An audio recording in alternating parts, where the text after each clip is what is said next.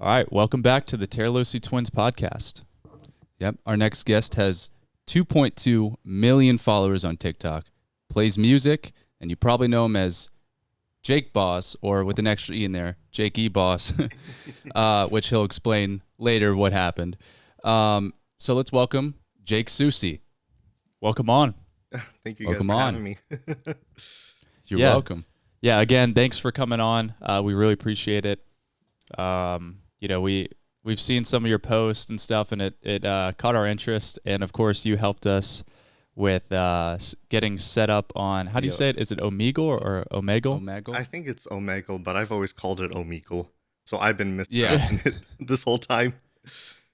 Okay. Yeah, we always call it Omegle. I mean, in my opinion, it sounds better that way. Yeah. Until I realized on the actual website, they have the pronunciation written in like big bold letters, and I just ignored it apparently. Yeah, I feel like anything goes on that place, you know? Yes. But The things that I have that's seen. enough talking about him. Yeah. But yeah, so I guess just getting started, I guess give us a good idea of the content, or the audience a good idea of the content that you make, and kind of where everything got started. Yeah, so I do piano content on Omegle. So basically it's like the random video chat thing. So random people pop up, they see my setup, they request a song, or I like play songs based on the season, and I try to get content from there. Yeah. Yeah. No, it's I saw some of your videos, of course, and it was pretty interesting. What is that? It's like almost like a guitar, but it's a keyboard. Oh yeah, that's my guitar right here. That thing's pretty cool. It seems Yeah. complicated, but I'm sure for you, you're pretty used to it, right? Yeah, I was like, I wanted to start doing more like solo type things on Omegle, and I was like, I've never seen anybody have a guitar on that site before, because apparently right. there's another pianist or a couple pianists, and I didn't know that. So I thought I was the first one making piano Omegle content. So when I got okay. that, it was like an attempt of something more original. And I don't know how to Okay. play Oh. the electric guitar very well, so I just got this to kind of cheat. Yeah, Oh, that is really cool. I guess it does relate more to a piano. So it was easier to pick up than like obviously a different instrument. Oh, 100%. So it's just like the same thing as playing a piano, but I can bend notes with my other hand like a guitar would. Oh, Right, okay. okay. That makes sense. Oh, that's really cool. And it looks awesome, so.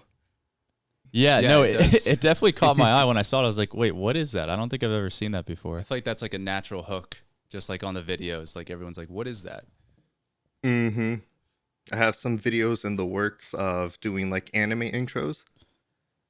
So like making my Okay, own that's- backing tracks for it, and then like using the anime tag on Omegle. So I'm Oh, that's excited cool. for those videos Yeah. to come out. Fingers Definitely. I crossed. think those they will. do well. Yeah. Yeah, I definitely think those will be a hit, really.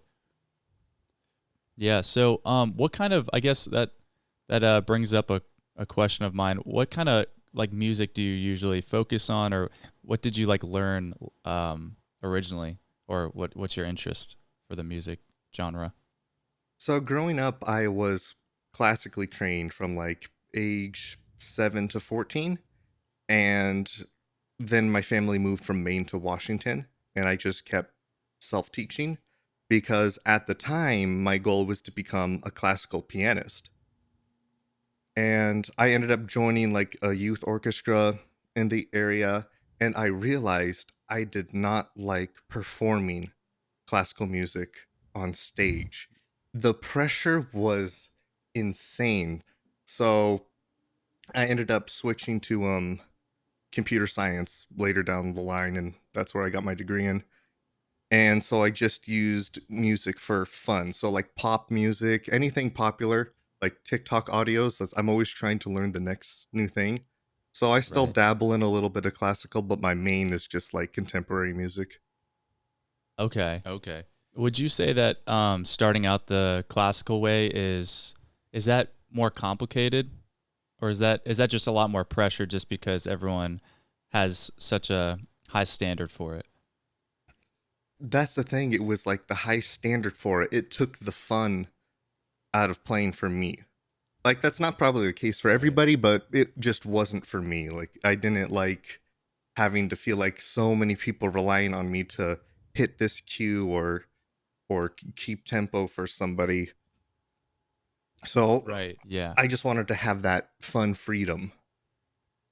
But since I was classically trained, I was able to take like pop music and make it my own, and that's kind of what I've put into my channel. So if I never did any of that, then I wouldn't be able to do the things that I do on my channel. So it kind of worked out.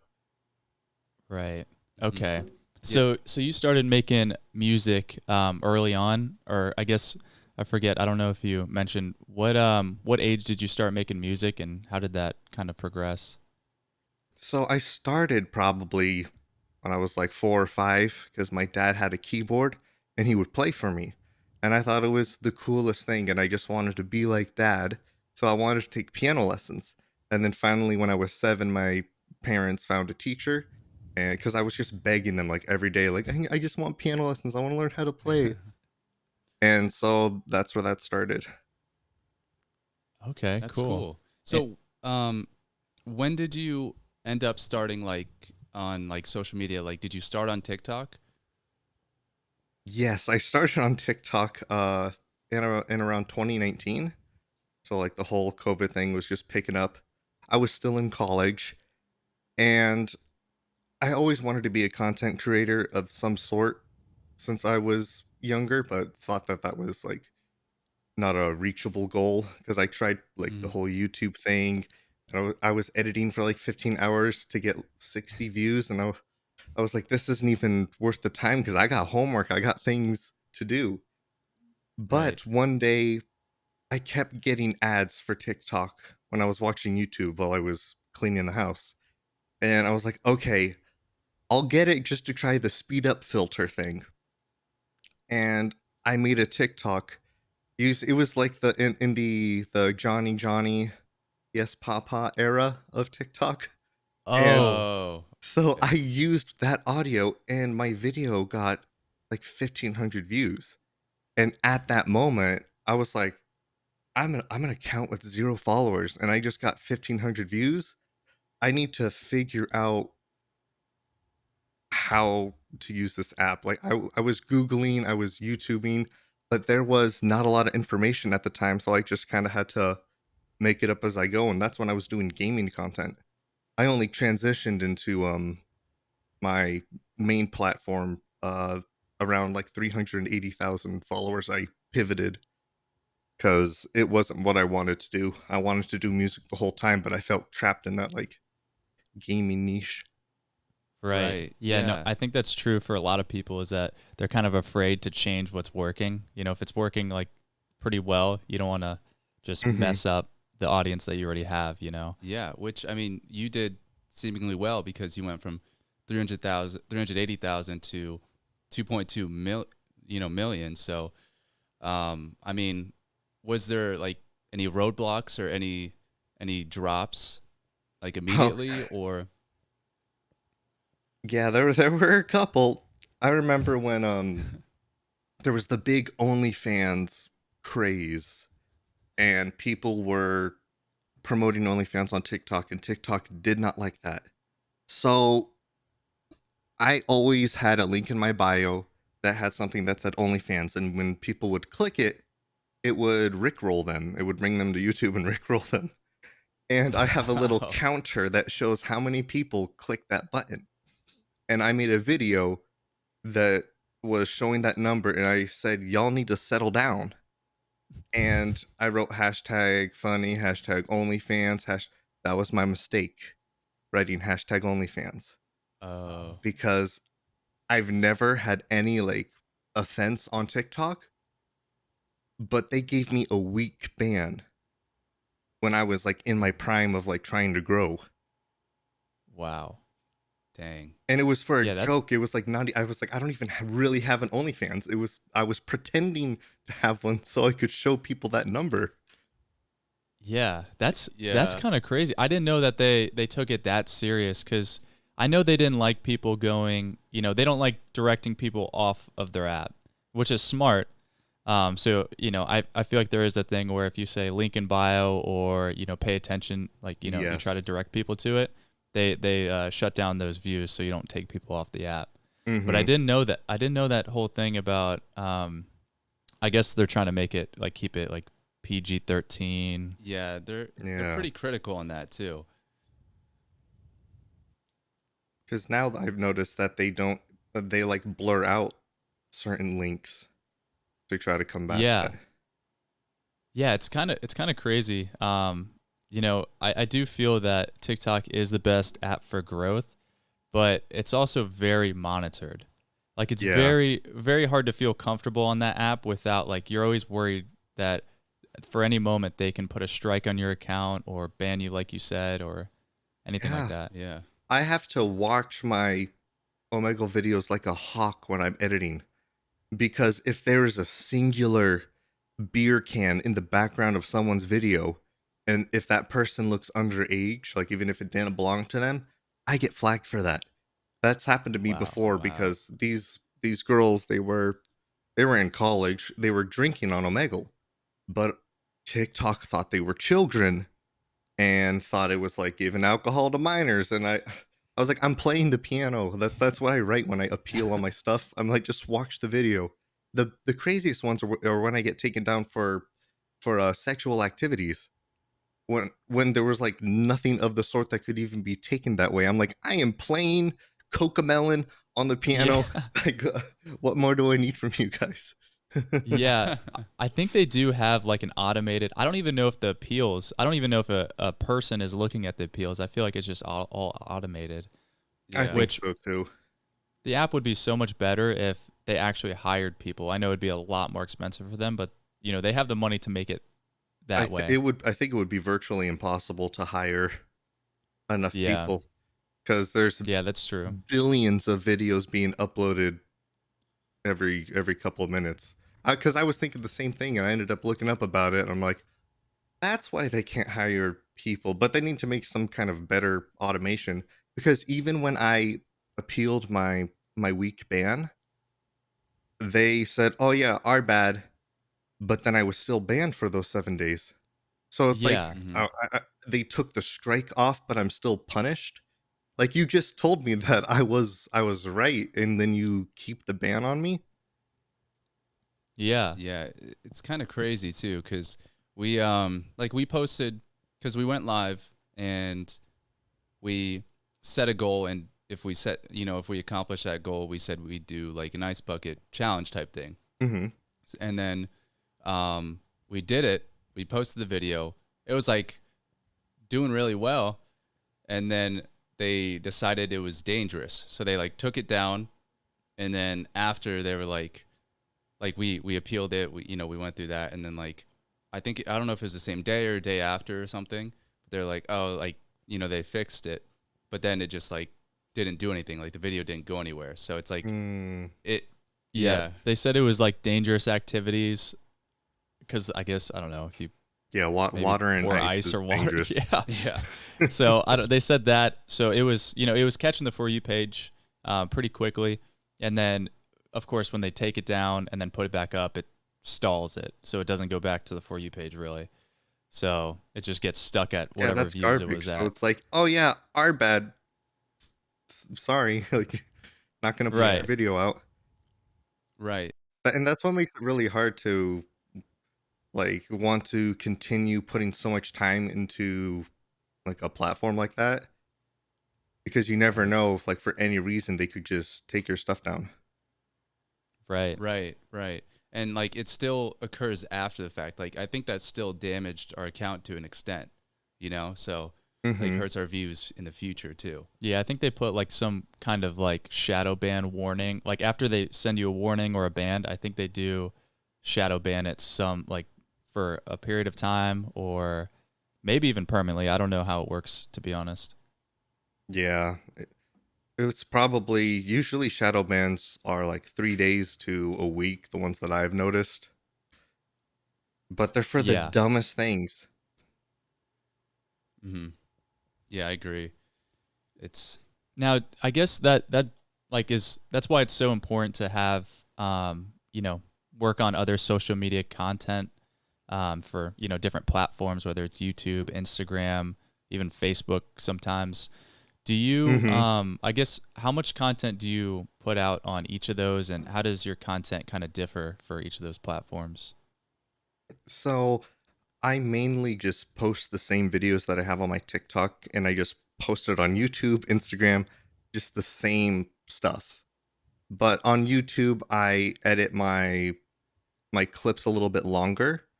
So when I'm making my TikToks, I try to have my TikToks like little ads form the YouTube video for the long form content. And that's what I'm going to be trying this year a lot. But with Snapchat and everything else, it's just the same videos. I don't do any exclusive content on any other platform besides YouTube with the long form content. Okay. okay. So for Snapchat, have you found that the views are good? Because for us, it will sit at like 30 views, like it won't go anywhere. Okay, this is what I don't understand because a lot of my friends that are content creators, when they post on Snapchat, they're always in the millions of views. But I'm right with you guys, and I get like 60. Uh, But the craziest thing is I've had someone steal one of my videos, post it on Spotlight.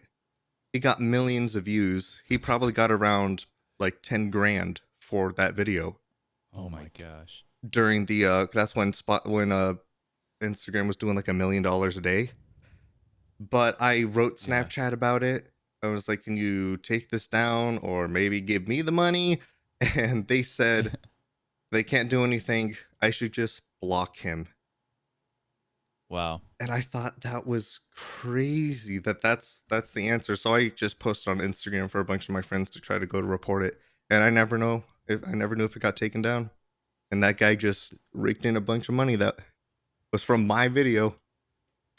Yeah. And then I post them, and like you said, you get like 30 views. Yeah, I don't understand that, to be honest. I know Snapchat can be very tough, but because there's so many people are, you know, posting to it. But Hmm. that is funny though that you say that the person got like a ton of views off of a video of yours, because we actually had not too long ago we had Max Emerson Taylor on, and Hmm. he said someone used his sound on TikTok and would just every day post the video with his sound and get like more views than him. And he gets a ton of views too. So he's like, this guy's just literally making, he has like a ton of followers just off of his sound. And I think it's the vape. Like, oh, is this a vape? No. Something like that. Like I forget what Oh, the I know what sound you're is. talking about. Yeah. So That's yeah, it was crazy. yeah, it's crazy how they can kind of reap the benefits without, you know, you getting any benefit of that. You know, obviously if your sound's attached to it, you get some traffic, Yeah. but still. Which Hmm. is weird because nowadays it's like you can either stitch someone's video or you can like use their sound or what or remake it in some way, and it's like uh, you're allowed to kind of steal their content basically. But yeah, basically, I mean, it's weird now because you can copy that original content, whereas you wouldn't be able to before, like with using their sounds or like remaking videos in some way. Hmm. Because once people see something that works, they either will, like you said, like recreate it exactly or blatantly rip you off. Some of my friends, Hmm. we actually help each other out because we're like, if we have a video that does well, like some kind of trend thing, we say blatantly steal it off of us, like just to help each other grow. Right. I've Right. had people at first I didn't understand like it was like starting a trend. I just felt like people were stealing my idea because I did a TikTok and it was like that episode of Friends where one of them is teaching one French, but I made this whole skit about like one of your gaming partners pushing or something without thinking or something like that. Oh yeah. And Hmm. some dude copied my video exactly, like he put the text on the screen exactly where I had it and broke it down. but I didn't realize because then I made a video like kind of calling him out in a joking way because I really didn't care. But I noticed that that sound was full of people making that same template that I made. So I'm like, oh, Oh. did I just start a trend and didn't get ripped off and now I feel bad because I called this Yeah. guy out? But yeah, so it's crazy. Once people find that format, they just control C, control V. Right. Yeah. Yeah. As soon as they see something that works, they like to mimic it. And I don't know. hmm Do you feel like that that kind of hurts the like? Obviously, there's a lot of different ideas on TikTok, but do you think that kind of makes everyone go for the same type of content, kind of? I think so until you find your niche because Okay. I feel like you only use those audios when you're trying to trend on the For You page when you're a little account. But after Right. that, you can start doing original audios because that's what I did. All I did was popular audios that I saw on the For You page and I would twist it to the gaming niche. And I did that until I built the following and I was like, okay, and I'm going to try to sprinkle in some original content. And luckily for me, the first one that I did got 500,000 views. So I was like, okay, Wow. this is what I do now. Yeah. Yeah. Yeah, that's really good. So I guess yeah, take us back to um what I guess what year was it and what was the first video that kind of went viral that you were like, okay, I can make this my content. Okay. So are you talking about like my channel in general, like the first video that went viral, or are you talking about like my piano after pivoting?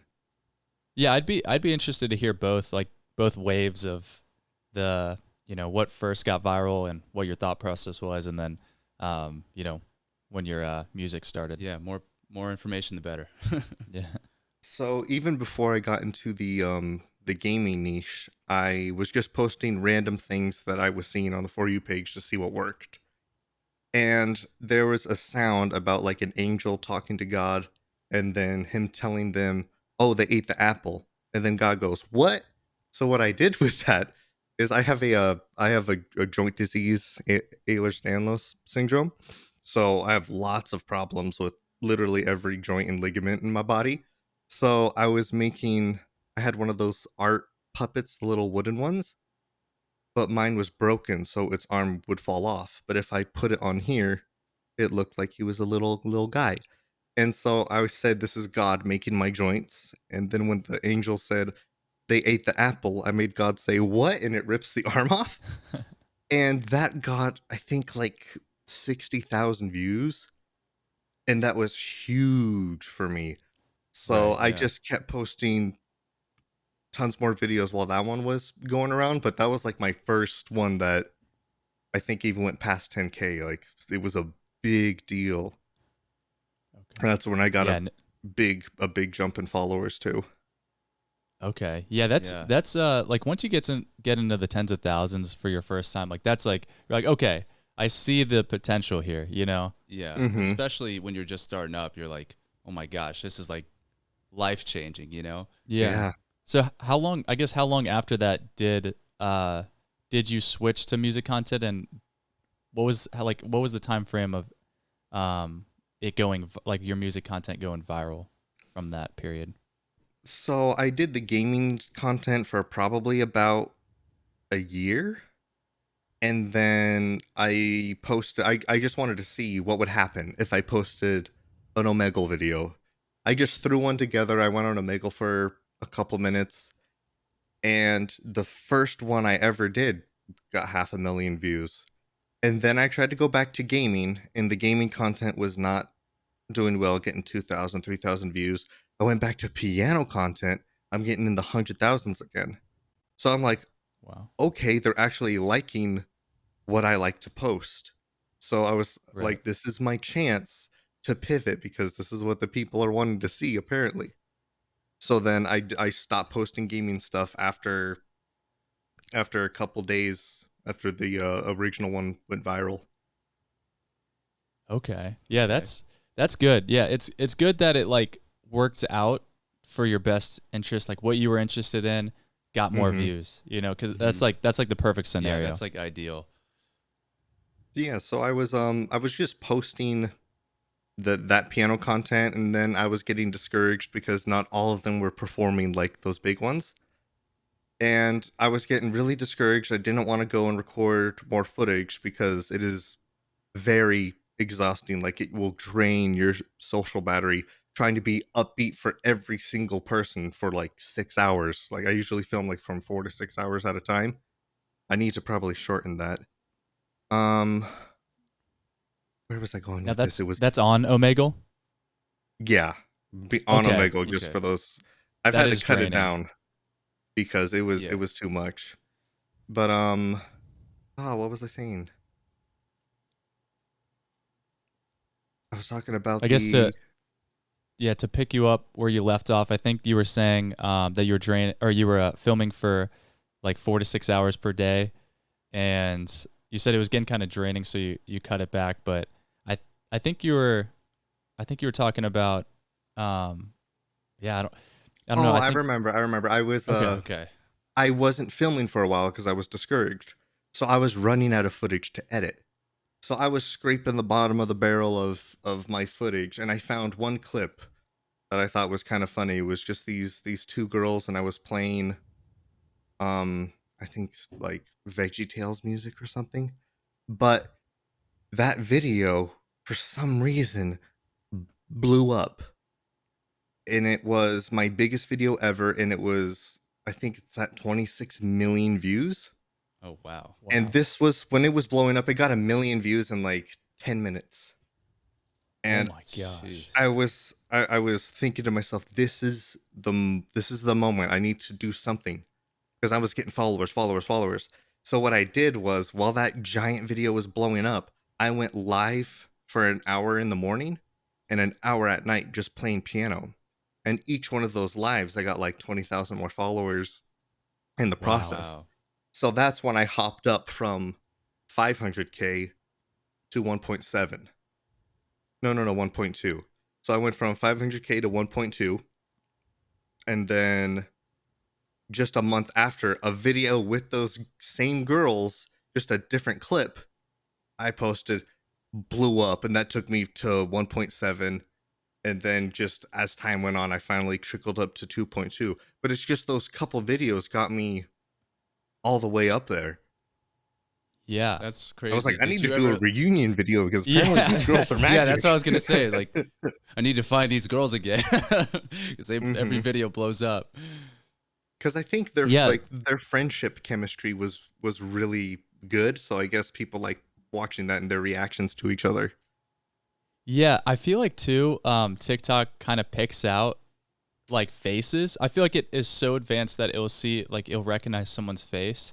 Oh, And even 100%. if someone looks similar to like someone big on the app, like Charlie D'Amelio or something like that, I think it will pick up on that and just push that to the For You page. I think that's also because of the like the comments and like they just blow up. They're like they always say like the person that they look like or try to roast them or something too. Mm-hmm.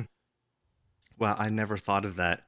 Now in all my videos, I'm just gonna hold signs of like Charlie D'Amelio's face and stuff. You could that might work. Yeah, that's interesting though. That's crazy though. 26 million. Did you find that? Did you have your Instagram and stuff like that linked to your account at that time? Yes. And I don't know why I could not convert any of them.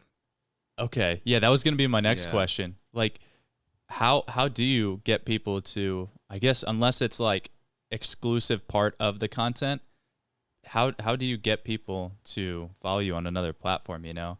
I feel like that's the struggle. Either Exactly. grow on that. I still haven't figured it out. I have like 3,500 followers on Instagram, and I don't understand. Like, I have 2.2 million followers, and not even half of them click the Instagram button just to look, just to see what was on there. I mean, like, I Yeah. always check people's Instagram things because it's there. Like, but I wonder Right. if it's the age of my audience, because I think I have a younger audience range, Mhm. probably like 15 to like 20, like early 20s. I think that's my Okay. age range of my videos, so maybe they don't Yeah. care as Yeah. much. Do you think Right. like music is generally like a younger target audience? I think so, but I remember at the beginning I would just have a bunch of middle-aged women on my account for a while. So I was on like mom TikTok with all the music stuff. I think once I started playing more modern music on Omegle, then I started getting to a different audience. But it was really weird for a while, the comments that I would get. That's funny. Yeah, What kind of, just curiosity, what kind of comments would you get? They were just like flirtatious ones. And I'm like, And then when I would go live, I would see some of them join. And there was one woman, she would always send me a bunch of gifts. And and she would leave a bunch of comments, and it was kind of weird, and I felt bad. But ever since my type of music changed, I haven't seen any more of those comments or gifts. Okay. So do you go live a lot too? uh Not anymore. I need to because I ended up ordering something to get the sound of my piano onto TikTok because TikTok launched their own Stream Key service. Like, I don't know, do you guys have one of those yet? Are you saying the TikTok Studio Yeah, or? is that it? Yeah, I think so. Where you can Okay. stream from your computer. Yeah, I think so that's it, we yeah. haven't applied to get it. Well, I think we did. I don't know if we ever looked at it, but we might have to just reapply for it again. Yeah. Yeah, because I've been fighting tooth and nail to try to get one, and even agencies can't get them for me because they say with people over 1 million followers, they can't give you one. You have to get it straight from TikTok, and I don't know how to get one from TikTok. So I used to go live using a website called lula.tv or whatever, and I could stream from my PC to my phone. But Oh, when okay. TikTok Oh. started launching their own stream key, I went live from Lula and they shut my live down. And I didn't get a man. ban. I didn't like they just shut it off. And I was like, okay, they don't want us using Lula anymore.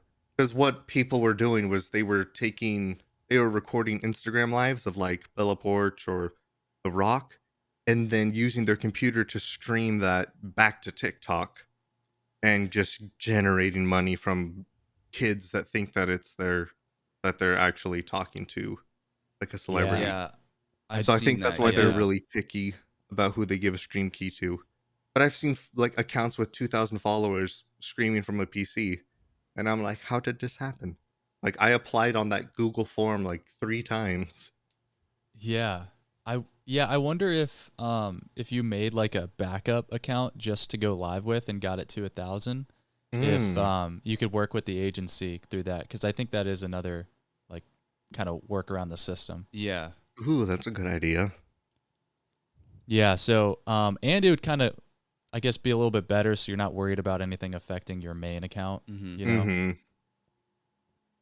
That's kind of what we're going to plan on doing, is we do want to do some stuff from our computer, like with our cameras and stuff. So we do want to get our backup to 1,000 and then just stream, like try to get the stream key for the studio and go live through there for, I don't know, some more, it's better quality. Yeah, exactly. It's like we spend all this money on all this equipment to make good videos, and then when we can't go live with it, I Yeah. got I thought I had it on my desk, but it's a Roland. It's like a little interface, and Okay. you can Okay. plug it into your phone, and at least I can use all my audio equipment. So that means I can get the raw sound of my keyboard and all of that. So I'm just gonna go live that way until I get a stream key because I think it's really important to be going live, and I just haven't been able to. Yeah. Right. Yeah. No, I agree. I think, and the crazy part is that live wasn't really that big of a thing until probably the start of last year, like Yeah. Very recent. a year ago, Yeah, So they now really it's- started pushing people to watch lives. Yeah.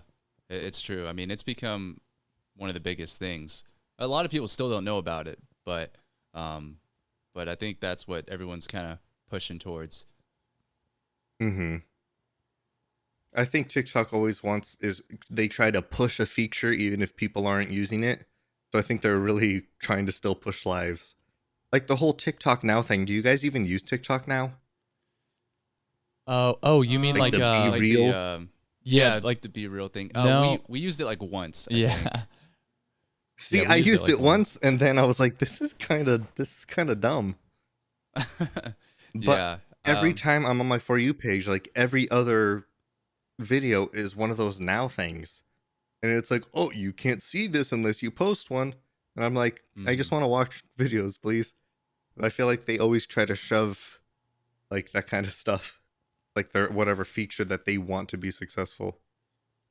Yeah, Yeah, it's true. definitely. And I think they just wanted to like force they saw Be Real as like a threat. So I think they just wanted to be like, oh, we Hmm. have this technology, you guys don't need to get Be Real, something like that. Yeah, like just like when they added the Instagram like stories. Yeah. Right. Which I don't yeah, they don't really seeing the stories isn't really that easy on TikTok. You have to be kind of on their Yeah. like profile already. Yeah.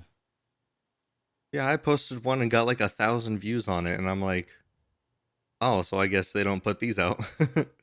Yeah. No, it's Yeah. it's very strange how they'll have like content available, like different forms, and they don't really push it out consistently. It's like kind of here and there. And Plus, I then we feel have no like incentive to use their new stuff. right. And then like with the stories even, because even most of your content doesn't go to your followers, still. So Hmm. it's like I don't even know if the stories are going to your followers or where it's going. Hmm. And that's funny you say that because when I try to tell people like how to be successful on TikTok, I say like don't post the content for like the main follower base. You need to post for the For You page. Right. So you Right. want to make content that's going to do well on the For You page so you get more people. Then you can worry about pleasing this group of people once you build them up. Yeah, I think even Exactly. only like a small percentage of the people that are already following you are like see the video. It's like mostly like you Yeah. said pushed out to the For You page. Hmm. It's usually Which is like over 50% just For You page, my videos, when they do well.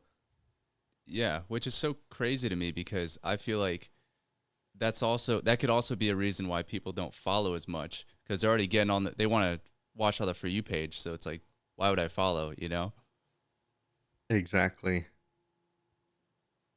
Yeah, and I guess I'm curious of if they would ever go to more of a structure like what Instagram does where you see your following first, like the people you follow first, Hmm. but then again, I guess they have that tab of where you can switch from following to For You Yeah. page.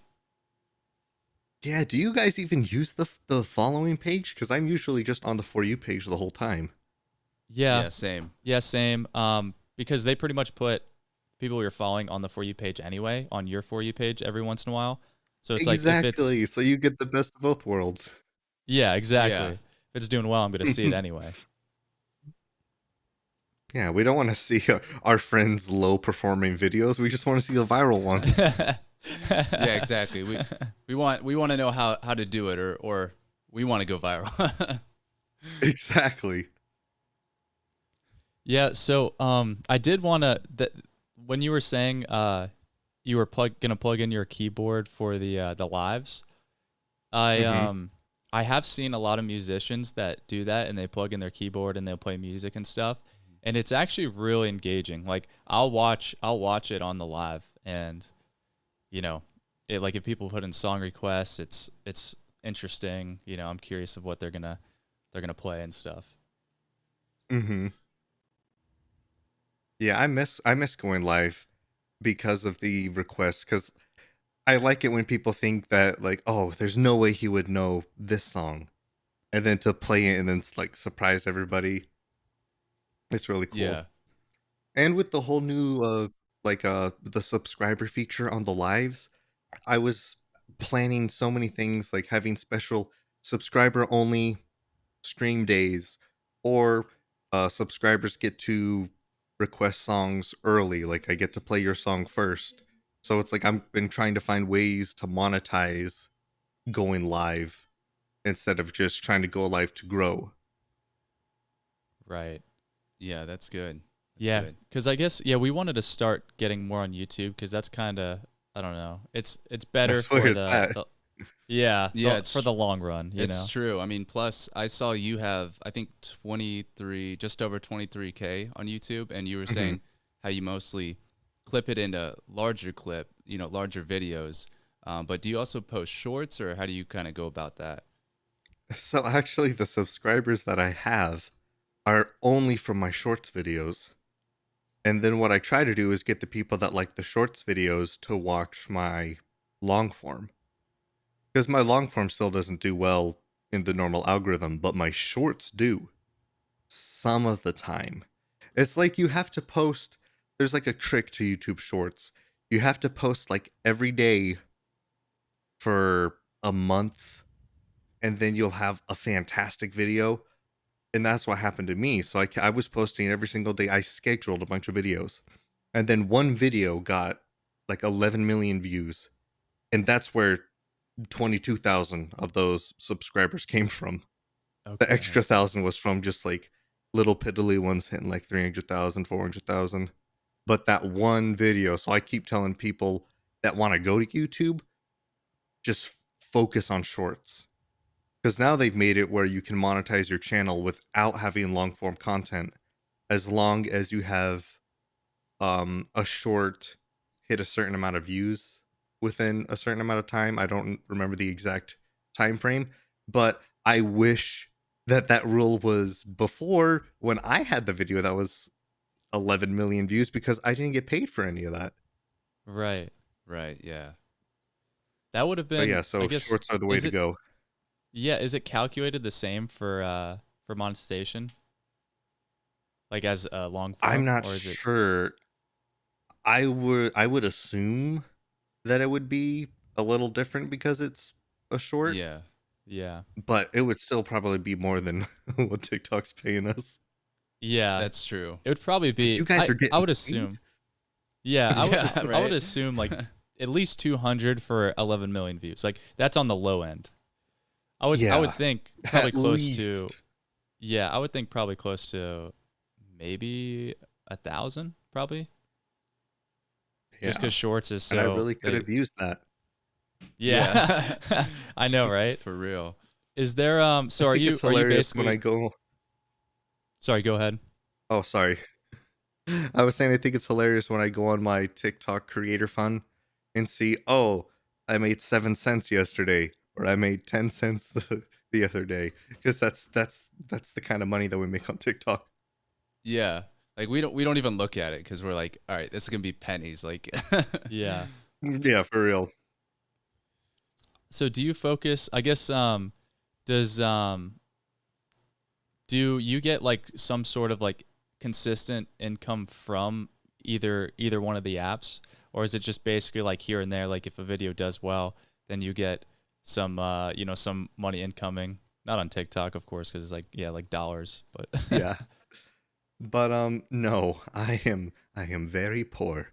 What I do to make money to keep myself going and pay off the bills that I have every month is I look for ads on the creator marketplace, or look in my emails to try to do dedicated ads.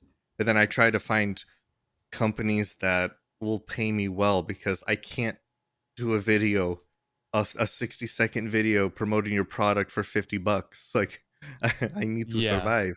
So I usually just make most of my money from partnerships. Like What Do You Meme? That's one of my main sources of income, is making videos for them.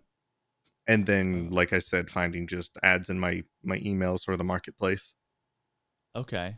Yeah, that's interesting because yeah. I think people get it, like they do it in different ways. So you would say probably working with companies is the top way for you.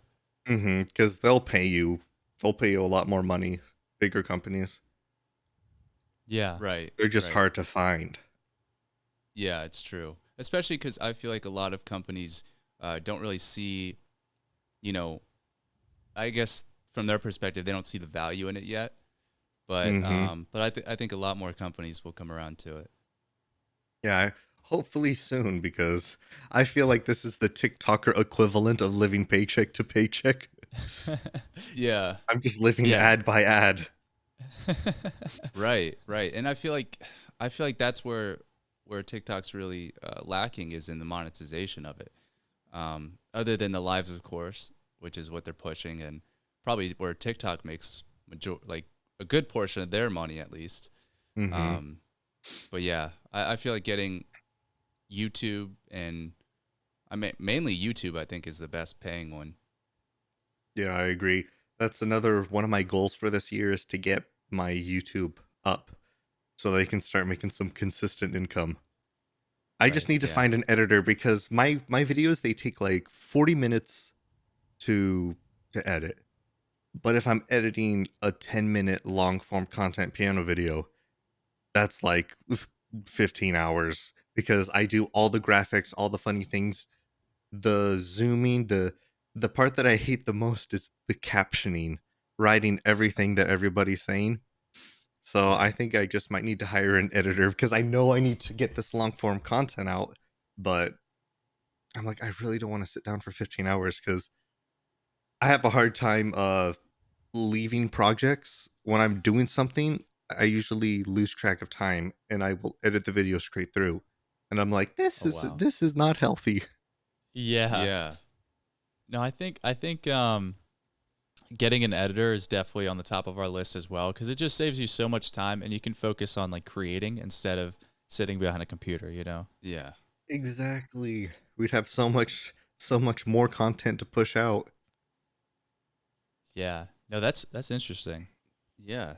because I feel like finding an editor is very tough, you know, Mhm. in this time because everyone wants to create. Exactly, yeah. Yeah, that's I've noticed a lot of my friends though that I met down in at Playlist, they have a lot of editors in the Philippines so they can send their footage. They can make a video, send the footage over, and then when you're asleep, those uh your editor, it's morning, it's work time, and they edit your video so you can post uh daily videos. Or the people that I was talking to, they do like the daily family vlogs, and that's what they do. And I'm like, oh, that's so smart. That's genius. yeah. I didn't Yeah. even think about that. That is. Do Which they go on Upwork or whatever it's called or Or like um Fiverr, I think those ones you Fiverr? can. Mm-hmm. okay. Oh, So I'm that's gonna be That's looking a into that. really yeah, that's a really good idea. Cuz like even like it's funny or like a big portion of our well not a huge portion but like I guess a small portion but it seems bigger than it is a lot of our content gets pushed out to like the Philippines and Thailand and all of that Yeah, for whatever reason. I think it's because we go live so late sometimes, or we used to at least, that it would get pushed to that market. And then every time, Oh, since it would do well over there, it would just keep getting pushed out. And there's nothing we can do about it. But that's our secondary market, apparently. Thailand, Philippines, like that's stuff like that. hilarious. That's Yeah, so funny. which I don't know how it affects us, but we always get um it definitely doesn't engage with our content. I'll just say that. Mhm. So is that like the majority of your followers are from that area? No, No, actually, a small percentage, probably more now. It's probably closer to like maybe 5%, 10%, maybe. Mm. yeah, I think it's like 5% Philippines, like 3% Thailand. Yeah, But yeah, all it's those are less than 10% together. yeah, it's majority.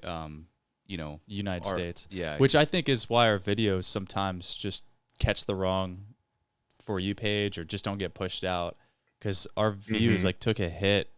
And you know, ever since we dialed back our how frequent we were posting, it's been the views have been a little bit better. So because we were posting every day. Yeah, I've noticed the opposite for me. I stopped posting for like a month. And then I'm still trying to recover from that. Because every time I would post, I would get at least 30,000 per video. And now I'm struggling for 3,000 a video. So I know I just have to keep posting and pushing through, but I feel like I'm wasting such good content trying to make TikTok forgive me for taking a break. Because apparently that's against the rules. I lost Yeah, my right. algorithm privileges. Yeah, exactly.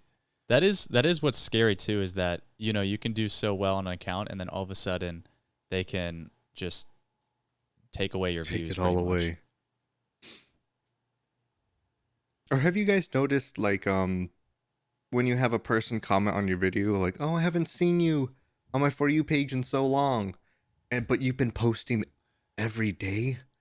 Yeah, it's I literally get like tons of those comments, so I'm like, my followers aren't seeing my stuff, and I guess they think I just stopped making videos. exactly. They're like, "Where have you been?" And we're like, "We've been posting every day." Like, Yeah. We've been right here. Yeah. No, but that's funny. That has happened to us multiple times. I think it's gotten a little bit better now, but just because we go live so much. Mhm. But yeah, no, that's crazy that the fact that someone could be on the app every day and you post every day and they still don't see it. and they follow you. Yeah, and they follow you. And they follow you. Yeah, that's the biggest thing. Yeah. I wonder if like if you don't have any followers, you'll get more viral videos, you know, like or like more people will see it. I don't know. See, I think they kind of do that to hook you on the app. They do, yeah, definitely. Because my sister just posted her first ever TikTok, and it was like 5 seconds long of her just like zooming in at something at a gas station, and it blew up. And I was like, you should just keep posting. I mean, while you have this video blowing up. And I was like, okay, so this is almost confirming that new accounts have a better chance of getting on the For You page. Yeah, exactly. I think it's probably somewhere up to like 20,000 to like 70,000 where they like really push it. So they're like, all right, well, let's get these people hooked on here. Mm-hmm. Now, I guess you know, one of the benefits too of I guess posting on social media and really just building a following is you get to meet cool other, you know, other creators, companies, stuff like that. Are there any like cool experiences that you've gotten the opportunity that you didn't think would be, I guess, possible without social media?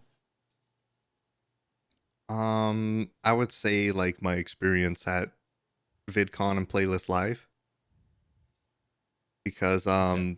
VidCon I got to go to the Spotify after party, which was in Disney, and they emptied out Disney and there was no lines and it was just all creators. And in that moment I was like, wow, like there would be no other way for me to be here right now unless I knew the right people and had my TikTok account. Yeah, and you said that was VidCon? Yeah, that was VidCon. Oh, that's cool. One of That's my awesome. friends had a +1, and so he was like, and has all around like 10 million followers, so he was invited. I wasn't invited, sadly. So, VidCon, if you're listening, I'm waiting for the invite. But he had a Yeah, +1, so he let me come with him to the Spotify after party. Oh, It was that's sick. cool. that's really cool. That's really cool. And like, are you going to VidCon this year or because we've never been to VidCon. I plan on going to VidCon this year. I've applied like 3 times as a feature creator. Like I keep bugging them, bro.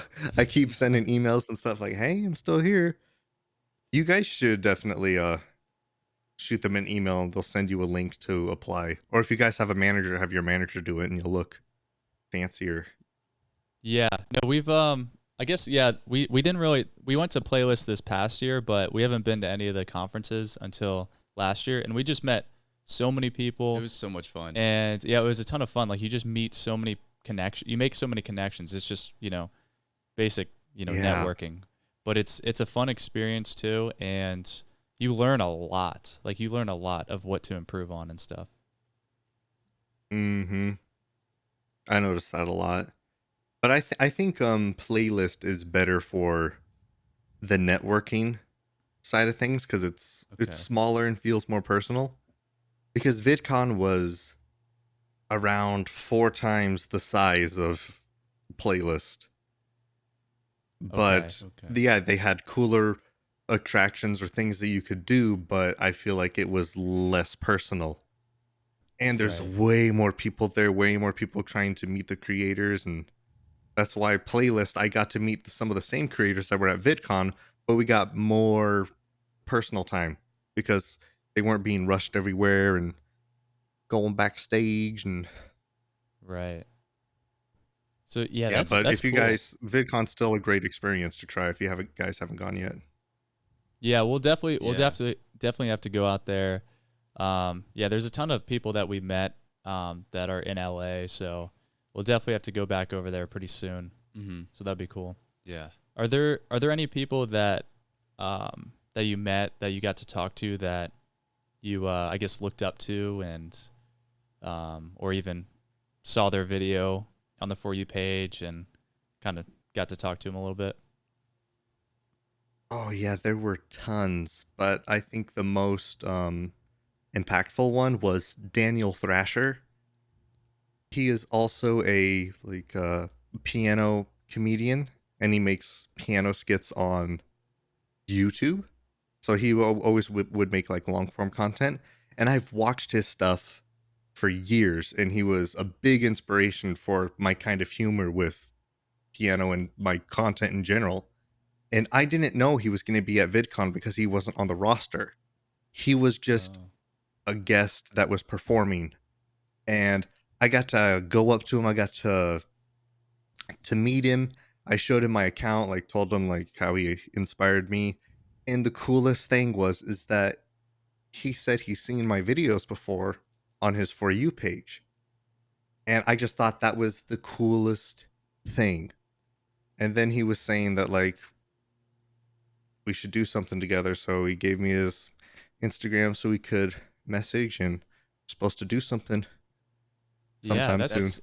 I'm that's excited cool. for that. Yeah, I feel like collabing is one of the good ways to grow on these platforms, and you even meet new people too, because then their friends see your video that you guys did together. So it's a really good way to grow. Which we're gonna try to do more of that this next year and stuff, and kind of just hanging out with people, maybe taking some videos like vlogs and stuff. So Yeah. Plus, I mean, like collabing and meeting new people in the same space. It's like it gives you a real energy boost and like boosts your creativity as well. Like it being around, the people who are in the same like space as you is like I think really healthy to grow and all that. Mm-hmm. Like you're 100% right, because when I got back from VidCon, I was energized. I was ready to go. It was really cool to be surrounded by people who have the same passion as you, like to Right. make these videos. Just hearing people like have conversations about what kind of like the lighting or when they were fixing audio equipment or stuff like that. It was just cool to be in that environment with a bunch of creative people. And I can't wait for next year's, or now this year's. yeah, Yeah. no, that is yeah. It's there's a certain energy about it. It's just kind of learning from them and wanting to try out some of the strategies that they've used and things like that. You're just kind of ready to improve your content after that. Mm-hmm. Did you have I'm curious, did you have any like experiences of people that saw your video and came up to you in playlist or VidCon or anything like that? So yes, my goal was, because I didn't want to like hype myself up. I said my goal is I just want one person to recognize me. That's it. And that'll be the coolest thing ever. And if it doesn't happen, it doesn't happen. But my last day, I think it was my last day at VidCon, uh this girl ran up to me and she said, "Is your name Jake?" And I said, "Yeah." And she's like, "Oh, I'm in your Discord." And she pulls out her phone and opens up my Discord that was linked from my TikTok. And she showed it to me as like proof. And she was saying that she loves my videos and I inspired her to start creating content. And so she gave me a card that has like all her like usernames on it. And it was just really cool experience. And that one was at VidCon. Okay.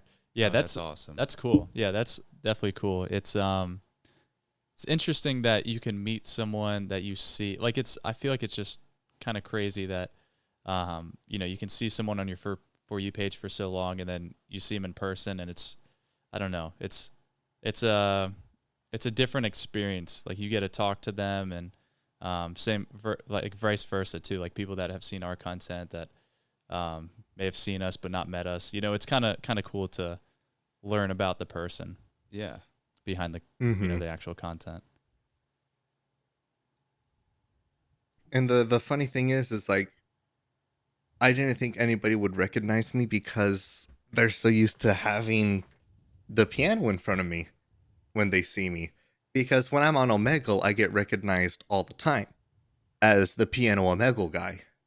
But when I would go on Omegle with a different instrument or something else, they don't know me. So it's like Superman in his glasses that people can't recognize me unless I have the keyboard in front of me. So I was really not expecting anybody from VidCon or Playlist to recognize me without the keyboard. That's really funny because I feel like we get like over recognized because people think we're someone else. Like at Playlist, somebody came up to me. He was like, he was in sheer shock. I was like, and then he came up. He's like, he said, I forget the name, but he said the name. I was like, no, but he thought I was this very like famous esports guy or esports announcer or something. And I was like, no, I explained who I was. I'm like, I'm Cody, like we're the Tiralosi Twins or whatever. I showed him like my badge or whatever. And he was like, oh, you look just like him. And then we had a whole conversation on like, he was telling me all about him and stuff. But yeah, I feel like we have the opposite experience. Well, the funny thing after that too, like probably like 15 minutes later, he comes up to me and asks me the same question. So I guess he was taking his shot on like, are you like just seeing, he knew that he wasn't him, so he was gonna see if I was, I guess. That's funny. He probably felt crazy, like a glitch in the Matrix after seeing you guys. Yeah. No, that was funny though. Yeah, there's a ton of like funny interactions that you get. Like obviously, like some people did recognize us, but it's like I feel like a lot of people also kind of get confused and may think you're someone else. Yeah, that's always a funny interaction or thing that happens. Do you have any like, I guess, tips for anyone who's whether starting in social media or trying to incorporate music, or did you find anything that when you like kind of niched down or went to that specific niche that that you can provide information to anybody who would be doing that? Oh yeah, of course. I would say just post. Just post it. Because what I struggled with the longest time was trying to edit videos and thinking, oh, it's not good enough. It's not perfect. And so you just build up all this content that you're not doing anything with. So just post it, because I held myself back for so long. And I don't want anybody else to do that. You'll learn as you go along. Like, my editing has gotten a lot better than my first Piano Omegle video. So I would say, yeah, so just post and post often. Yeah. So I agree with that. At least once a day. Yeah, because I think a lot of times too is, especially on TikTok, the content that you think wouldn't do well sometimes does the best. So it's kind of there's Exactly.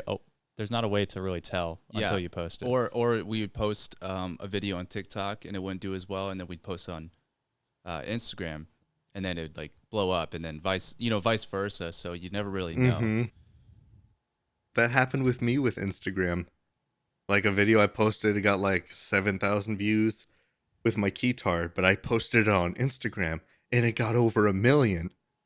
And I was like, wow, so this was a good video. TikTok lied to me. Yeah, definitely. How do you find that the reels how are your reels doing? Because ours just like stopped doing well. Mine are hit or miss. Sometimes I get 600 views. Sometimes I get 1,000, and then sometimes I just blow. It's either those or around 50,000, or it completely blows up. There's no in between. So I wonder if there's some kind of thing that's set. Like, I don't understand how their algorithm works, but I saw the most success with that, with just posting every day, and then the numbers would just slowly climb. Oh, okay. Yeah. So I think it's about consistency. Yeah, I think That's so true. too. Because ours originally did really well. I think it was when they were really pushing reels. So it's like, and there weren't that many people posting on it. So if you posted on it, your video would most likely get to the For You page of Instagram. And ours were getting like I think we got a few with a couple mil, and then like hundreds of thousands, and then hundreds of thousands, and then it was on the low end like 10,000. So I think we're sitting at like 12.6K followers on Instagram, but it's I think 12.7. But we were at like 12.9, like we're almost at 13, and then that's when the followers, like, it's like, if I don't know if we posted too much or if we didn't post enough, but it seems like we were just like losing followers here and there. Like we'd gain some, but we'd lose more than we'd grow over time, like for months. And I don't understand how that works, because who goes out of their way to go to somebody's profile to unfollow them? Like I don't think I've ever done that. Yeah. It's like, if I see somebody on my For You page that I know that I followed, why would I be like, oh, I don't want to see them anymore, and then just go unfollow them? It doesn't make sense. Yeah, no, you're right. It doesn't really make sense. Yeah. I don't know if it's like they're all, like, a lot of them are bots. That's what I was thinking too, is I think there's a lot of that out there. Because even on my personal Instagram, I know they do that a lot on. Like, it keeps happening where like I get followers from like people, bots trying to be people. They did a big purge on TikTok, and I remember everybody was freaking out because we're losing thousands every day. But I was just like, wait it out. They're all not real accounts, and to be honest, I don't want bot accounts following my page. So we'll make the numbers back. That's another thing with For advice is don't worry about the numbers.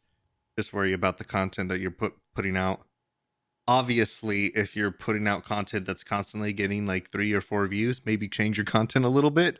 Then you can kind of worry about the numbers. But like, I used to beat myself up when I didn't hit. My goal was like hitting 10,000 views within an hour, and then I would know that the video was good. But that was some arbitrary thing that I made up in my mind, that I'm like, why am I even saying that it's successful if it reaches this standard, which is a standard that I set? So I try not to worry about that too much anymore. Right. Yeah, I completely agree. Because like, especially now where the algorithm is like, it's changing constantly, and you can't really judge a video based on that. And sometimes if you get the views right away, it's just gonna stop. So it's like,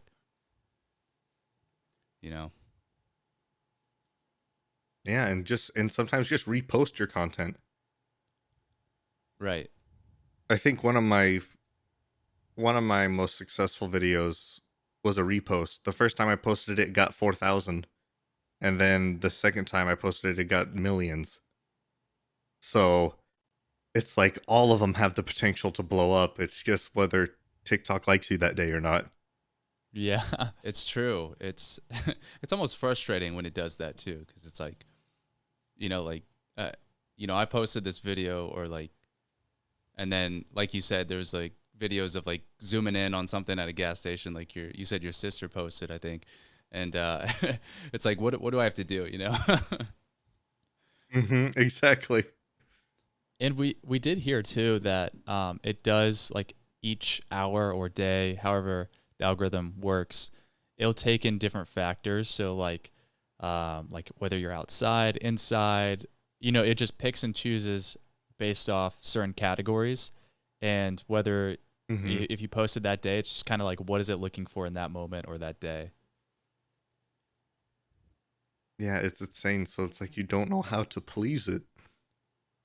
Yeah. Right. Which I think it brings us back to like, I mean, of course, we were all kind of like chasing views at the beginning and stuff, and it just brings you back to like, at the end of the day, you got to post content that you like and you really enjoy Hmm. making, and just make that the best you can. Right. Exactly. Because then if you make videos that you enjoy, then there's got to be at least a handful of people that enjoy the same type of humor content that you're making. Right. Right. And I did want to ask you too. What do you, I guess going into 2023, do you have any plans to do anything like, I guess what are your plans for your content for long form, short form, all of that? So I think the plan for this year, what I wanted to do was get more into skits, musical skits. So that's going to be more long form with short form adaptations that I'll post to kind of point people to the long form content. Because I want to start doing more musical skits. So then when I do collab with Daniel Thrasher, I'll kind of already be in that market of piano like skits. So that's my goal for this year is to kind of pivot towards that. Oh, that's cool. That's really Do good. you have any I guess ideas or concepts that you can share to give someone like people listening an example? Yeah, I have one that I'm writing that's it's like these kids in the music class and this girl walks in and they're like, "Oh, that's so and so. She's really into guys that play guitar." And then it will cut to the friend, and he has a guitar in his hand, and then it will cut back to the other friend, and he'll be like, or was it keyboard?" And then it will cut to the friend again, and then it's like he knows how to play the keyboard. I'm gonna keep doing that with different instruments until the guy finally figures out what instrument he was actually talking about. But it's gonna show that that guy was kind of a simp, like Oh, learning every instrument to try to impress that girl. yeah, that's Right. funny. And it's hard to sometimes for people to picture like a concept of a skit before actually like seeing it. So Hmm. that is funny. I'm excited to see what that turns out to. Yeah, I'm really excited. I have a couple ideas scratched down. Yeah, that is interesting. I feel like a lot of like this year or 2022, it was focused on more of like trends, trending sounds, things like that. But I do feel like 2023 will focus more on like skits, original content, things like that. I think that will be almost prioritized because we've all seen the same thing for so long, and I feel like it just has to change. Yeah. I think a little in real life Hmm. content too. Yeah, because I've noticed that with my friends that are dance TikTokers, that their accounts are struggling because I think the days of just trending audios is going behind us, and they want original sounds now. Yeah. Yeah. Yeah. I feel like if you're not like the first few videos on like a trending sound, it's not going to do what it used to. Hmm. Yeah, that is true. I mean, do you see I guess how what do you see the it changing to mostly? Do you see it changing to mostly skits or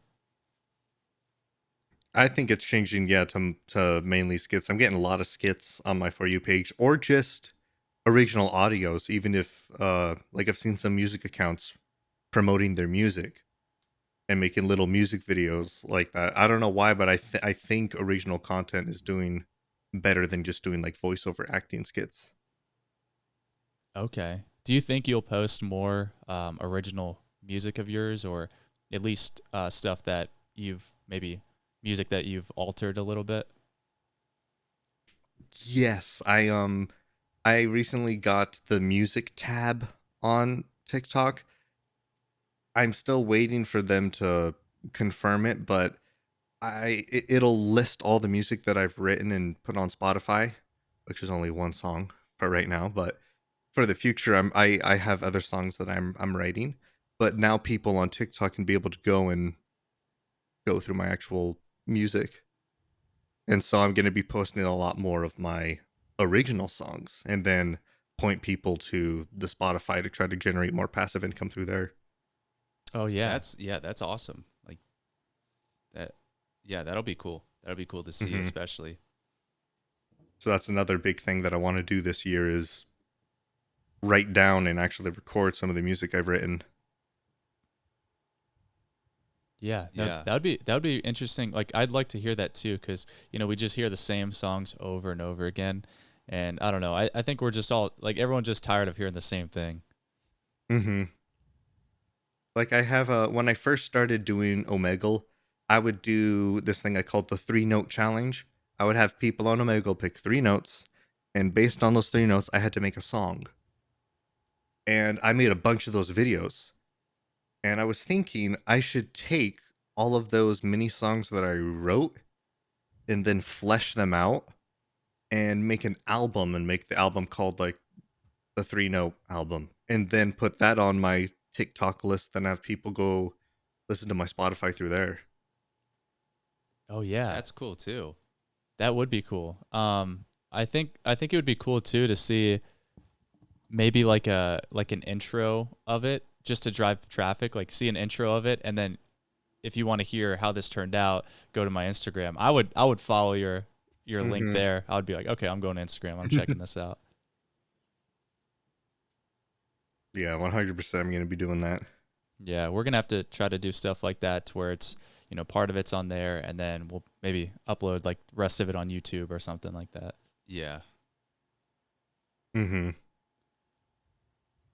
Yeah, that'll be cool. And then also did you have any like interesting stories besides like the crazy stuff on like if there's like funny stories on Omegle, I'd like to hear that. But are there any interesting stories from your content or things that have happened along the way? Well, interesting Omegle stories. I have, I saw this guy and it looked like he was dressed like a clown and he had blue hair and it wasn't a wig. His hair was actually blue. He was wearing sunglasses and I was like, "Can I play you a song?" And he nods his head all happy and he wouldn't speak the whole time. So I played the song and then he was just like thumbs up and I was like, "Okay." And then I skipped. It was so weird. It looked like he was in a basement and it was just like straight out of a horror movie. I don't know what was going on or what that guy was doing, but I never I never forgot that one. Yeah, there's definitely some interesting stuff on there. Like you get the worst of what you would expect on the internet, and then you also get some like somewhat normal people on there. Like for example, Mhm. yeah, we ran across some stuff, and after the like you're done filming, you're like you need to like decompress after that. You're like I don't want to do that again. Yes. Yeah. You're like, I need to wash my eyeballs.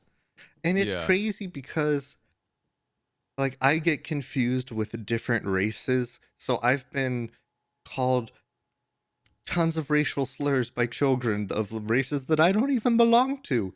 And it's just crazy how mean people can be on there. Sometimes I have to take a break because people will straight up just roast you. Yeah. I ended up monetizing that because I made my rejected series is what I called it of people that are rude and like skip me. I turned that into beautiful content so that everybody can see how these people act. That's So yeah. That would be I'm That's interesting to. making paper from that pain. that's true because a lot of people on a website like that, like they just feel like I think they go on there just to like, I don't know, they have fun with it and like be mean or whatever, because they don't really have the consequences of it, like being on it, like internet, like Exactly. TikTok It's or like the social media. purge. Yeah. It's kind of crazy. Where to the point where when you're ready to perform or ready to do whatever you're doing on there, it's like you're like not ready. Yeah. It's crazy the stuff that I've seen. And there's so many Nazis out there, bro. It's Oh, crazy really? the Really? amount of Nazi flags I've seen. Yeah, they're always covering their face, like they have something that they like a ski mask or something, but then they have the flag and all that, and then I don't even entertain those Right. people because even if could you imagine if I tried to post that on TikTok and there's a big old Oh Nazi my. flag in the background? That's asking Yeah, for a ban. that's crazy. And then I did want to ask too about do you ever post to like Twitter or anything? Because they're trying to make that I think more of a video platform now too. Oh, really? Yeah, I'm not much of a Twitter person. I just use it to look up uh news or things Right. like that. Same. Like I'm not on Twitter much at all. Same. Yeah. Yeah, because apparently I think they're trying to make it more of a like trying to evolve it to more like it's going to obviously be the center for news and stuff still, but I think they're trying to add more of a Hmm. video aspect to it to where, if you had something like interesting to share, like what you do, I think those videos would do well. Kind of like a similar audience like Facebook and stuff. I kind of feel like that would be. Hmm. Oh yeah, I'll be all over that if they start having a section where you can post videos like that. I Yeah. wish Twitch would have like a for you page Yeah, type of I That's thing, like true. for your clips. I still don't know why they don't have that. I think it's gonna be like yeah, I'm surprised why they don't, but I know they are, if you search it, like I think they are SEO optimized to a degree on Twitch. So I think to an Mm, extent, but I think it's more Google type of stuff than like their actual platform. yeah. Yeah, that Yeah. that makes sense. Yeah, I don't know because Twitch is very hard to grow on too. Like that's one of those things that you have to put in so many hours, and you don't know if it's gonna pay off. Yeah. Yeah, and that's why I say that if you want to do a Twitch account, like if you want to make a Twitch account, make a TikTok too.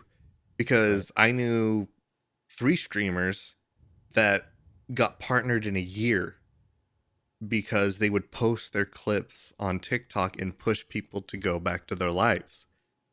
Because otherwise, you're just streaming to the same 3 people and you're going to be on the bottom of the game list and nobody's going to scroll down to the bottom to find you. So it's like you have to be somewhere else and build and then say, hey, and if you want to see me live, come over here. Right. Yeah.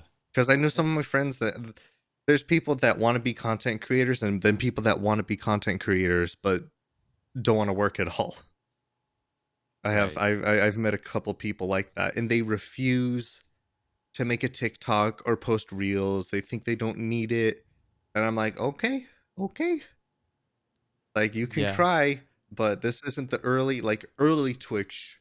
You maybe could do that when it was first starting out. Same thing with early YouTube. Mhm. But since we're kind of late to the game, we're in the TikTok era where you had to start early on TikTok. And I wish in reality that I started my TikTok a year before I did Right. because I think my content would have really really blown up. Cuz that's back when like Call Me Chris was around 1 million or 2 million followers I think. And I didn't even post then. But I was like, wow, if you had a viral video back then, it didn't stop. Like mine Right. stopped at around like Yeah. 26, but a lot of people that I know, like their videos would go up until you were like in the 200 million like virality range. Dang. Wow. Or you know that like to his account is to touch an emu. He's the guy with the drone that flies around when he dances. His Oh video yeah. Oh, his video was one of those early ones and it got like 360 million views. It's that's crazy. insane. Yeah, same thing with that one guy that did I forget the girl's name, but she was at playlist too, but she was the blonde chick that did the um it was like the face zoom, Yeah. but it was like I forget what the sound was, like something like Oh, can't take my da da da, It was like a something like song, that. yeah, and then he Forget. was doing it singing with like a, it was like almost like a nature background or something. Yeah, he's like if she can get this, let's see how many views I can get, or if it's that easy. Yeah. And then he does it, and it's outside, mhm. great quality camera. Which exceeded hers. Yeah, which I think he had at one point one of the top Yeah, I think he viewed broke video. a record. Yeah. Yeah. Wow. Yeah, that's crazy. But yeah, which is crazy. And then back to what you were saying too, is like that virality is like, or virability, however you say it. Like, because Mhm. it would get posted on Facebook, and then Facebook would really blow up because all the parents would see it and then like share it with all their friends or whatever. Mhm. So yeah, it was a different level back then, which it's a lot more competitive now, and especially with the algorithms and all that. Mhm. Because there's just so many people on that platform that it's really hard to stand out. Right. Yeah, definitely. Now, I guess getting back to because I'm interested in who like your favorite content or streamers are. Now, do you have any like favorite Twitch streamers that you watch, or favorite TikTokers and people like that? I know you mentioned the person you met at VidCon, right? Yeah, Daniel Thrasher. So he's probably like my favorite YouTube account. I don't watch a lot of Twitch. I usually just watch my friends' streams because I like things that I can pause because I'm constantly getting distracted in whatever I'm doing. Mhm. And so, yeah, having YouTube videos that I can just pause and go finish what I'm doing or whatever is a lot easier for me. So I just never really got into watching streams. But for TikTok, I don't even know if I have a favorite TikToker. Yeah, Let's I see, would who do I even have? I would agree to that too. I don't think I have a favorite TikToker. I think as far There's as just so like many that I follow. yeah, Right. There's so many, and it's like, I think as far as streamers though, I did start. I don't know if you have seen them on TikTok Live or anything, but I started watching. I haven't recently, but I watched for like a period of like a week or two.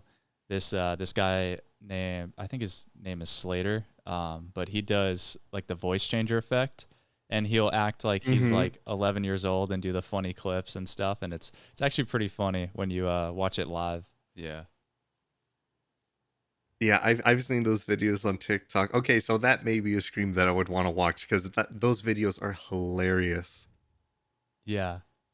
No, I think Yeah, those yeah are. we want to try to have him on too, because you know, I think that would be a fun podcast too, to have him on and ask him like if he's done this for a while and stuff, you know, because I Yeah, think you he's a should part of ask him Phase, what right? voice changer he uses. Yeah, I It's don't know if true, he'd ever yeah. tell us that, to be honest. Yeah, it might be a secret, but we might be able to get it out of him if we have him on. Mm-hmm. Because I think he might have the same one as mine, and if that's the case, I want to know those settings. Because Right. Yeah, that's true. I don't I know. like to control when I play. Yeah, I think he does. I think he might change his voice a little bit too when he talks to like kind of Oh yeah, match a probably. pitch. Yeah. Mm-hmm. Try to make it more believable. Yeah. Right. But But- he is entertaining too, besides the voice changer. Mm-hmm. Yeah, that's true. And I think the only other content that I like consume is uh these really long YouTube videos but from Kit Boga, because like I said, I get distracted, and these things I can just listen to. He's a scam baiter. So what he does is he Oh, uses a I've- voice changer and he Yeah. sounds like an elderly man or woman and will talk to the scammers for hours just wasting their time. And I like those because I don't have to sit there and constantly pay attention. I could listen to it while I'm cleaning up or doing other stuff. right. So those Yeah. are like the kind of content that I watch. Yeah. No, that is funny. I've seen that. I think I've seen a few videos of those that they like find the cameras of the call centers that these scammers are using, and it's crazy how much they can like hack into, but they're hacking into these scammers to get back at them. Yeah, it's so funny because the scammers just Mm-hmm. freak out. They freak out. Mm-hmm. It's just, I don't know why it's so satisfying. It's like justice. Yeah, exactly. It's like almost like positive content to a degree. Mm-hmm. Yeah. Now, I did want to kind of finish up with, were there any stories or any things that you wanted to talk about, while we're asking you, and was there anything that you wanted to like any other funny stories or anything interesting that you wanted to mention? Uh, I do have a funny story. I was recording. This is also a lesson for new creators as well. Um, so I needed to record some videos, and I was playing great. I was having good conversation with people. They had good camera quality. It was awesome. When I went to go check the footage, I didn't click record. Oh. And so I was just sitting there for hours getting amazing content, and I forgot to click record. I forgot to click start. So all of that, I just went to bed right after that. I was like, Yeah. I'm done. I will make content tomorrow because I am exhausted. I was so upset that I didn't click the button. I'm like, how could I forget? So now every time I I double check, I even record. Oh, I've done that too. I've recorded, but having my mic muted in my recording software. So they Oh. can't hear nothing that I'm saying. So now before I record, I click my button, see it change, I talk, I slap the piano keys, and then I stop. I watch the video, and I'm like, I can hear everything. Then I watch and I click the button and watch it say recording, and then I go sit down because I never want to do that again because it was horrible. Because I was so happy that I was getting such good content for it all to be just a waste of time. Yeah. Yeah. I think that's one of the biggest fears of like content creation is either deleting something or not recording something and like not realizing it. Yeah. Mm-hmm. You had the Or lens cap on the whole time. right. Yeah. Something goes wrong, and it's always like your best content. You're like, oh, this is gonna be amazing, and then it's the biggest Mm-hmm. letdown. They happened to me when I was doing a ad videos for What Do You Meme? And it is so hard to get people to want to play a game because people don't know when you say, "Hey, do you want to play a game?" They don't know what you're trying to ask. Like Yeah. I'm actually trying to play a card game, so a lot of people are like, "Oh, I gotta get out of here." But I had one where these people were funny, trying to guess it. It was hilarious, and then I didn't click record again. Oh So all man. of those mishaps of me not recording, I've never done it again because that was all in the same span of time. So I was like, I need to do something to correct this. So now I have that little routine that I go through before I record to make sure that I don't waste any more time. Yeah.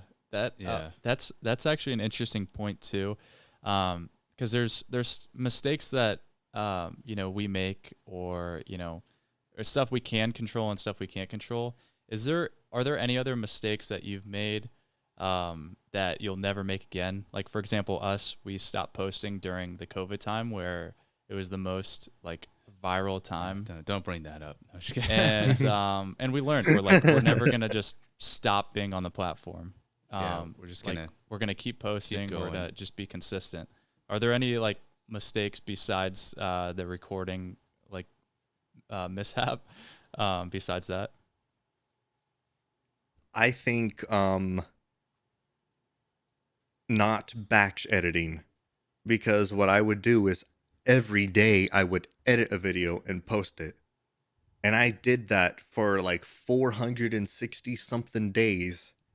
And then I broke.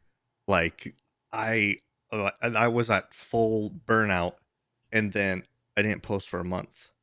So I'm like, okay, now that I'm getting back into content, I need to take a weekend and I edit all my content for the week, so I'm not having the constant pressure of, oh, you got to go edit, and like, oh, you got to go look for a video and try to post it on time, because that was just really, really stressful, and I didn't know what it was doing to my mental health until it was too late.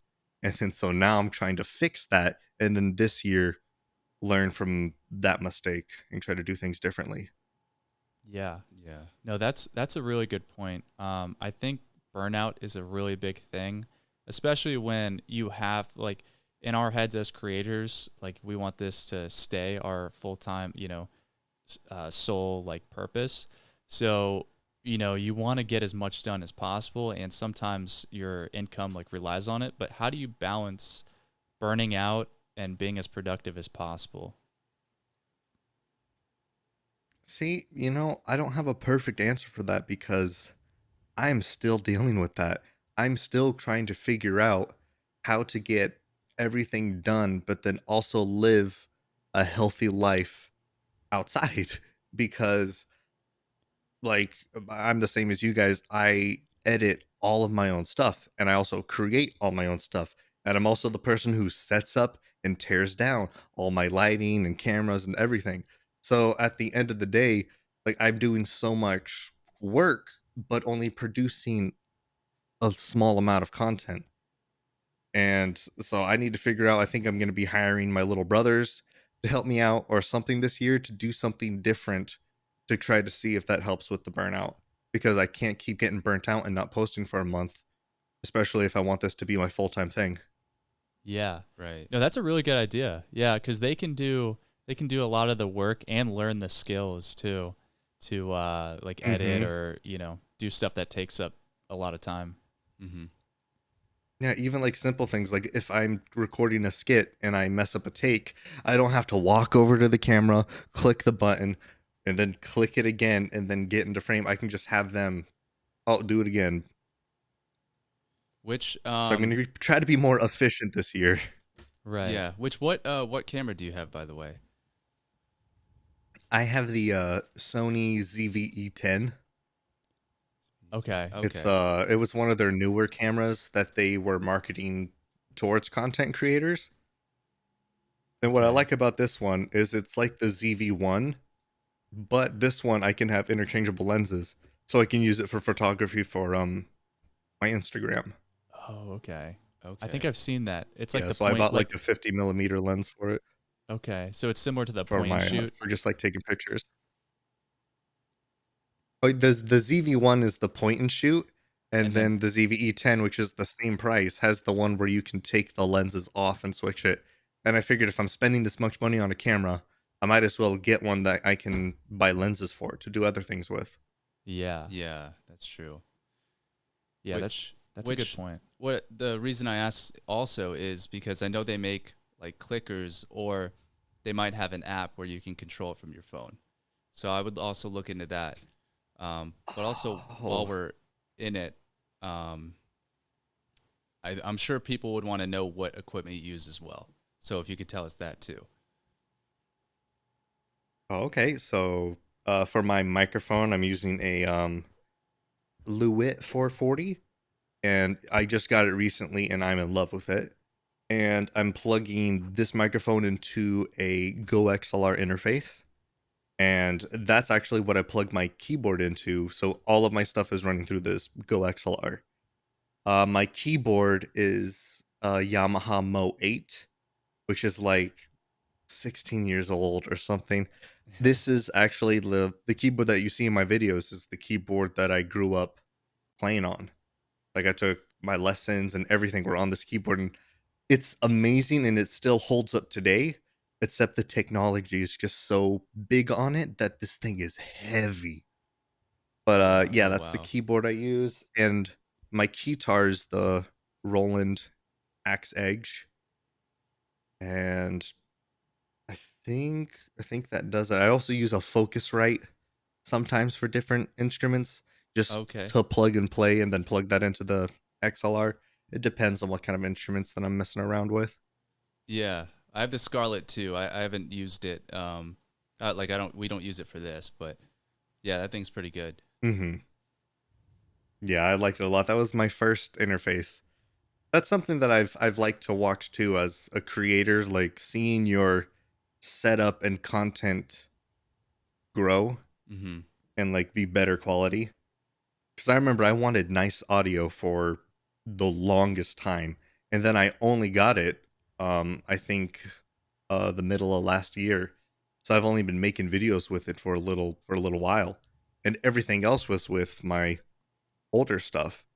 So it's kind of crazy to that just shows you that people shouldn't limit themselves to their equipment. Like, oh, I just have a webcam. Like, people aren't gonna want to watch my stuff. Well, look at us. Like, I used one of those $30 webcams for 90% of my videos until now. Right. So I guess that's more for the advice section. No, Yeah. that's really good advice, and that's a really good example too. Because, I mean, we of course, even us, we would fall into that too, where it's like, oh, we can't start this like podcast, or we can't start making these type of videos because of it. Which I mean, we've kind of used as an excuse to, I guess, buy better equipment. But at the same time, it's like, I mean, even with nowadays, like people's phones are getting better views than some cameras and stuff. So it really doesn't matter quite the equipment. Just, make do with what you have. Exactly. Yeah. No, that's I think it's just like the excitement. You want to get better stuff and make better content, but you first have to put out videos first to, really get in that mode, and then you can kind of upgrade after that. Mm-hmm. But yeah, I guess was there anything that you wanted to I guess talk about or shout out or anything like that you wanted to mention? Oh, I was kind of curious on like what you guys were doing on Omegle after I was showing you. I was kind of curious on the content that you guys were getting. Yeah. By the way, Okay. thank you for helping us set that up too. Yeah. That was Oh yeah, that of helped a course. lot because Yeah. it's very complicated if you don't have someone to like point you in the right direction, or like, oh, here's a little tip that I learned, things like that. So yeah, thanks for Right. mentioning that. Mm-hmm. And Yeah, of exactly. course. Quick shout out, every one of our viewers. This is how he helped us figure out Omegle, so we can make those that type of content too. yeah, so yeah, basically we filmed I think 2 days, and we got some good reactions. We have a few that we didn't post yet. The original ones did pretty well. I think it got like 3,000, but it wasn't like, I don't know. I think our algorithm was messed up at the time, so we'll probably have to give it some time and repost. So we kind of took a step back from creating those videos because we still have like stuff that we didn't post yet. But yeah, no, it was it worked out pretty well. We got some good reactions, but I think a lot of people were just like they were kind of used to it because they've seen so many videos of switching on Omegle. Yeah. Like twins switching on Omegle. Yeah. So So what we did was basically we would have someone start in camera, on Omegle, and we'd basically have a quick conversation, maybe exchange a little bit, and just like basically go, oh, I got to switch my shirt. So we change our shirt, but we just switch. So it'd be like within a second, 2 seconds.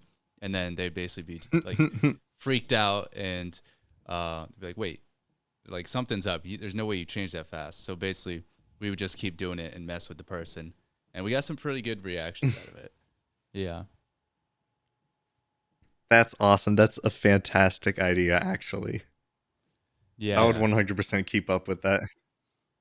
Yeah, we're gonna try to. I think we also got a little weirded out of like you need Yeah. to decompress after Omegle. It was just, you see it Oh up yeah, on that app or website. it's whatever. rough, bro. It's rough.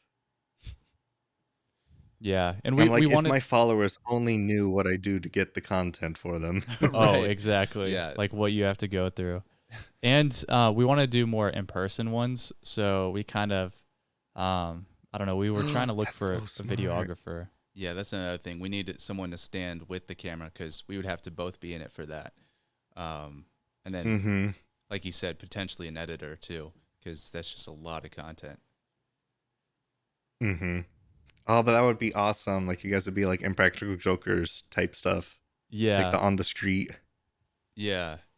just to confuse people. Oh, that's such a good idea. I'm excited to see that. yeah, and we would have to do, we'd have to get like a new mics, like lab mics, so we could film Mm-hmm. that. Right.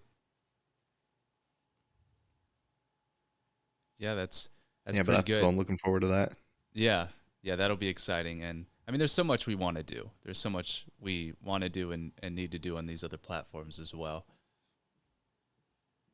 Mm-hmm. Which, speaking of that, is there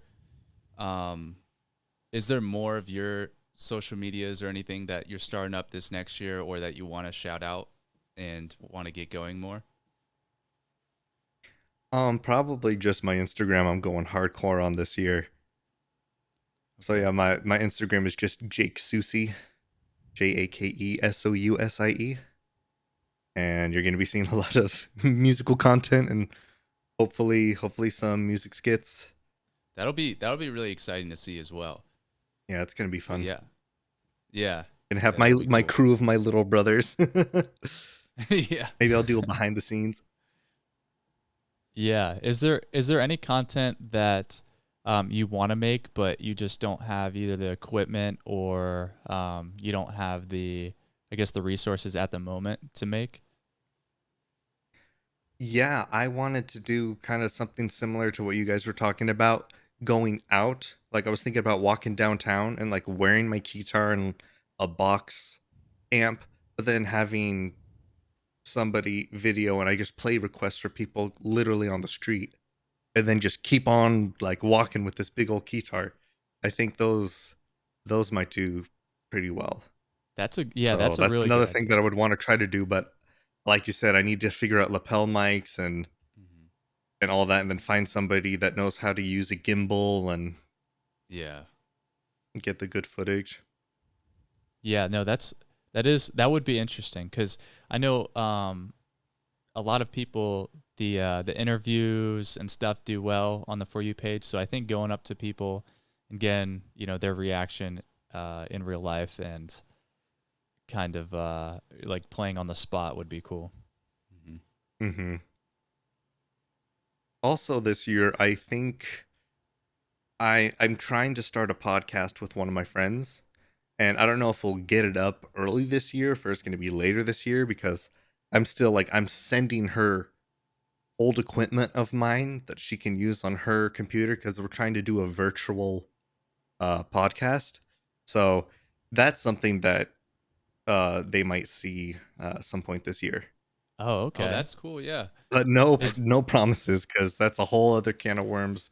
Learning how to make a podcast. So I'll probably be texting you guys to ask some questions. Yeah, no, we'd be Yeah. happy to give you some pointers on like different softwares and stuff. I feel like Yeah, that's the hardest definitely. part is just finding the right software for it. Mhm. Mm-hmm. Because then I can't even imagine having to edit a whole episode. Yeah. No, yeah, the editing, it's actually not too bad. I feel like the editing that you're doing for Omegle is a lot harder. Yeah. So this, at least this, you can just cut out the little in betweens and maybe if there's any pauses or where the audio might cut out a little bit. I feel like it's pretty straightforward for podcasting, but it is a lot of footage, Right. Yeah. Mm-hmm. Because I've been seeing a lot of, I think his name is Joe Santagato. Santagato, yeah. Yeah. I've seen him. Santagato. I used to watch his YouTube videos like years ago, and he's hilarious. So when I saw that podcast on my For You page, it was perfect. Like, that's the kind of content that I would want. So now I see that stuff all the time. Then I was thinking, man, I love that stuff so much. I wish like I could make that kind of stuff. So then now me and my friend are trying to make a podcast to have moments like that, and I want to edit it similarly Right. Yeah. because they're No. just so funny. Yeah, he's Yeah. hilarious. And the other guy too. I forget the guy's name, but he's hilarious too. I forget his name too. Yeah, we want to Yeah. have him on too. I think that'd be funny. Yeah, he'd be a good guest, I think. Oh yes, that would be awesome. Let me know if you have that happening. I'll watch that episode. Okay. Yeah, we'll definitely let you know. Yeah, we have a lot of people that we wanna have on, because there's there's always a way to, someone that knows someone, so there's always a way to find contacts and stuff, which is kind of cool too. Is that it's a smaller world on social media than you would think. Are there like any, like, I guess, people that or know someone that knows that you've never thought you would be in like reach of? Well, I think just especially when I was just starting TikTok, I remember Call Me Chris was all over my For You page. And now we're mutuals on TikTok and we got to meet in person, and it's just so crazy. The same thing with Shonda's Magic. It's like these people that I looked up to, like now I have like direct connections with them. It's just crazy. It is, yeah. It's crazy how you can like meet someone like that or meet someone that you would never run into. Mm-hmm. Or somebody that you used to watch on YouTube. Right. Like, do you guys remember Tobuscus? Did you ever watch him growing up? I don't I don't- think so. yeah, I'm not He was sure. a big YouTuber.